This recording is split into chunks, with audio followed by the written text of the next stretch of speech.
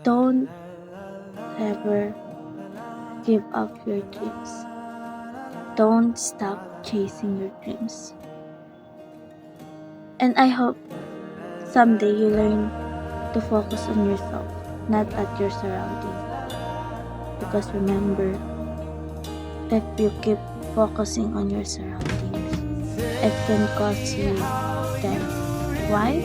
Imagine you're at the road, then you keep looking at your surroundings to the point na hindi mo mamamalayan na merong sasakyan na papunta sa'yo. At dahil hindi ka tumitingin sa daan na tinatahak mo at nakapokus ka lang sa paligid mo, yung sasakyan na yon, masasagasaan ka ng hindi mo namamalayan. At lahat ng pangarap mo, bigla lang mawawala. Kasi nga, nag-focus ka sa surroundings mo, hindi sa goal mo. So I'm saying that, wag kang titingin sa kung ano sa paligid mo.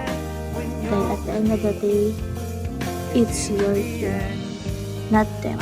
We don't need to please everyone just to see us. Sometimes being invisible, it's good.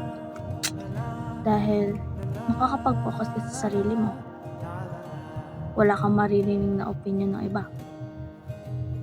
Tsaka, hindi naman importante yung opinion nila, kundi yung opinion mo sa sarili mo. Problema nila yun kung ano man yung opinion nila. So, hindi careful. At kung may takot man dyan sa puso mo, then dapat mas gawin mo. Dahil kung walang takot, ibig sabihin lang nun, hindi tayo ganun ka determined sa isang bagay. May takot tayo dahil gusto natin makuha yung bagay na yun. So do it with fear.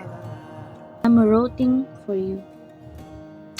And I hope every step you take, sana matutunan mo din kung paano pasalamatan yung sarili. And be proud of yourself always. Mahal kita. Sana matutunan mo din mahalin yung sarili mo. Bye-bye!